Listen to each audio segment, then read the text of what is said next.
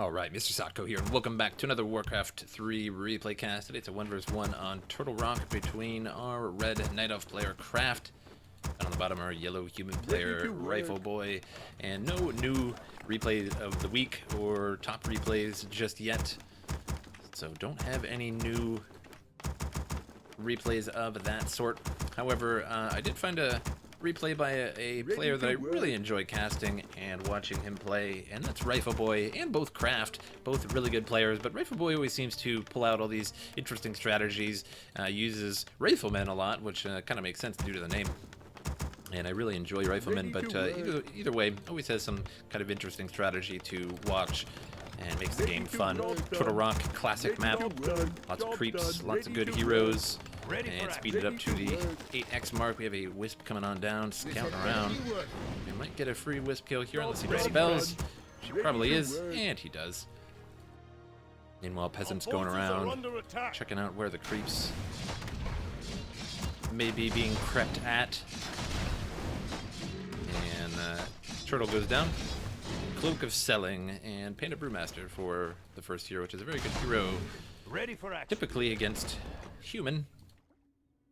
The footmen just don't have a lot of health. Breath of Fire has quite a bit to those. And I'm gonna go after the giant sea turtle of his own. And we'll get a Cloak of Selling as well. Our forces are under attack. And now gonna go after the other giant sea turtle. Take it away from his opponent's side first.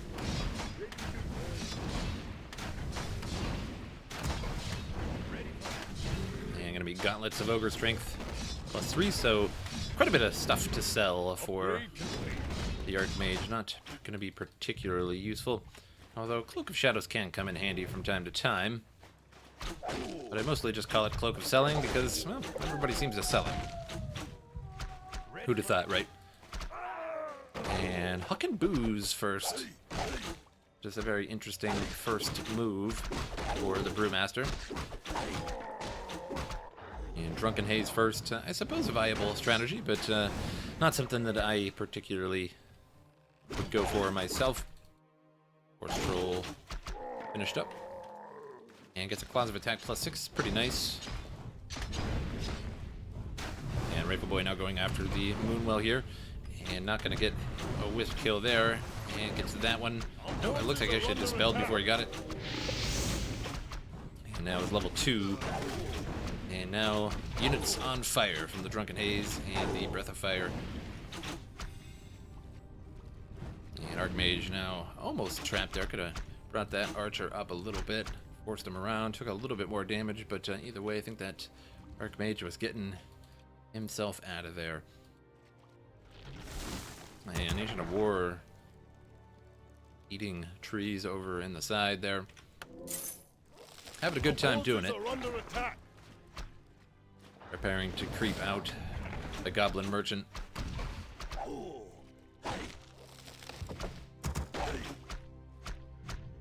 And for now, Craft will shoo away Rifleboy from the camp. And now the Ancient War has begun the creeping process. But Rifleboy is coming back. And Archer's gonna be in a little bit of trouble, but a nice Breath of Fire there with Drunken Haze. And I'd hate to be burning with all of that armor on to sort of trap the fire in. Maybe it would put the fire out, who knows? Not really sure about the physics of that. Ogre Magi about to go down, loses the Ancient War. And Rune of the Watcher, and looks like a Ring of Protection +3, which I like to call the Ring of Greater Selling. Our forces are under attack. And looked like a pause was needed there. And I think the pause was stopped, as the Archmage is just standing around. Locked and loaded. Upgrade complete. And I think Craft took advantage of that. It wasn't particularly nice there. And unpaused while Rifleboy was away. And now Craft going after the Gargantuan Sea Turtle Camp. And I'm going to use another Ancient of War here to help. And looks like a Goblin Alchemist for the second hero. Research complete. And we'll see if he's gonna frenzy or not here. And no, went heal first.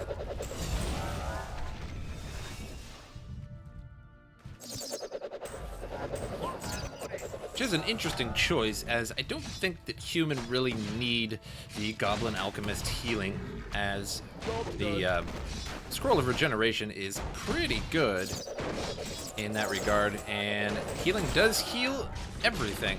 So it will heal your enemies, and it heals creeps as well. So he ended up healing that Gargantuan Sea Turtle for quite a bit there. And Brewmaster in a little trouble there, gets a potion of invulnerability on the Alchemist.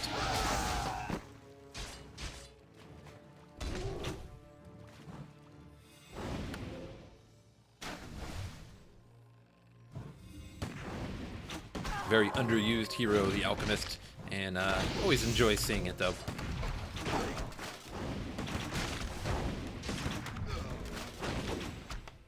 Along with the, I suppose, the Priestess of the Moon, and somewhat lately the Warden. Haven't seen the Warden in a little while. And a Brewmaster going to take advantage of some of that healing there, and that's the problem with that skill there, is that it heals whatever is in it. And tried to make a scout tower there, didn't quite complete it.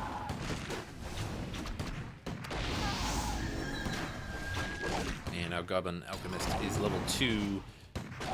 And there goes the Chemical Rage. Good old Frenzy going.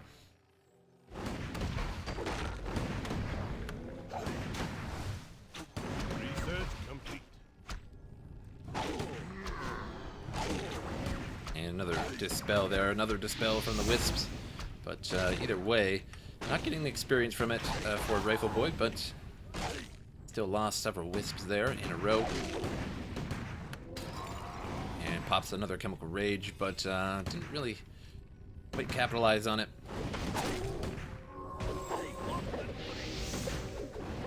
And now doing that, Drunken Haze and Fire on the Alchemist.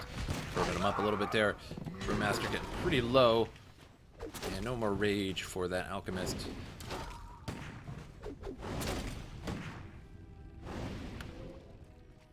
And now Rifleboy's putting Riflemen and Priests against Dryads, which is a pretty good combination, to say the least, as the Riflemen don't take extra damage from the Dryads, but the Dryads take extra damage from the Riflemen.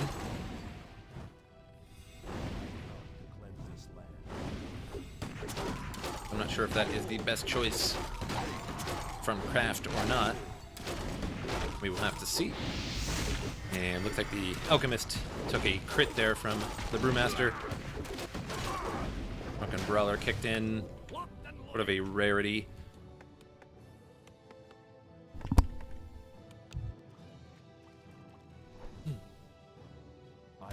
Our town is under siege.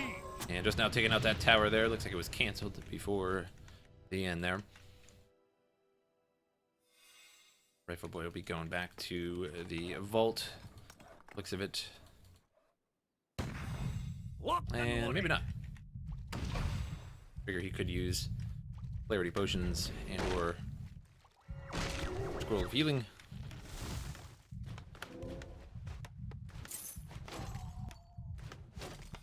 And there goes the scroll, healing up that Goblin Alchemist. And the only problem with the Alchemist, just so low on armor. Has a lot of health, no armor though. So fighting rings of selling / protection are pretty good on the Alchemist. One of the few heroes that are really worthwhile in keeping it on. And the Brewmaster did keep it, his ring of selling, of greater selling. But the ring of protection +3 isn't too bad. The +2 is meh. Potion of greater healing from that camp for the Alchemist.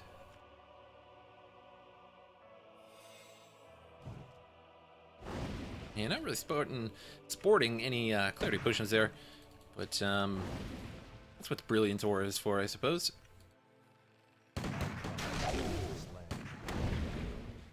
And these Riflemen here are gonna may get the better of the Dryads eventually here. And there goes Dispels on the Elemental, taking that out.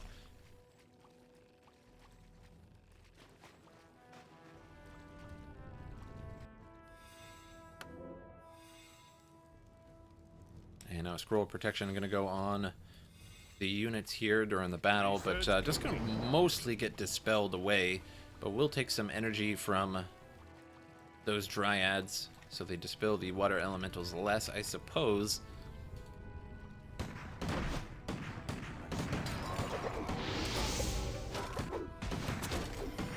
And there goes the scroll of protection, but again, immediately gets dispelled, so not the greatest plan. Although a few units have it still, as the dryads are now pretty much out of mana. Now a level 5 Brewmaster out on the field. And a heal kind of didn't really work too well, as most of the units were already full. And the Dryad's getting taken out like nobody's business here. Healing up the Brewmaster as well. And just really not the greatest choice there from Kraft to get the Dryads against Riflemen. But now starting to produce some bears. And we'll see what they can do. A couple dispels are going to go off there. Juice some of that mana on the heroes. But other than that, didn't do too much. Took out the Elemental as well. Low Rifleman, low Breaker, trying to get away from the Brewmaster here.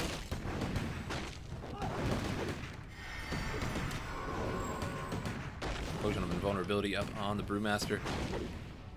Not much juice left on these Moonwells here. Moon juice nearly out. And I suppose if you're healing mass units and you end up healing your enemy's hero as well, it might work out in the end since you're healing way more overall than that hero is healing, but an interesting skill on part of the Alchemist there. Now a level 6 Brewmaster.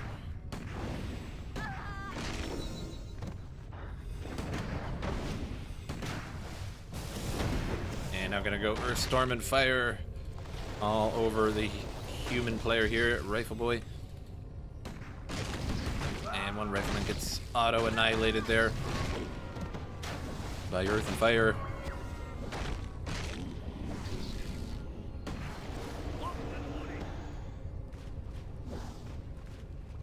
And now Rifleman, or Rifleboy rather, just gonna kind of run from Earth, Storm, and Fire here for a little while, as it is relatively pointless to fight it. As all you have to do is save one to save the Brewmaster. Killing all three is easier said than done. Collectively have way, way, way more health than the Brewmaster does.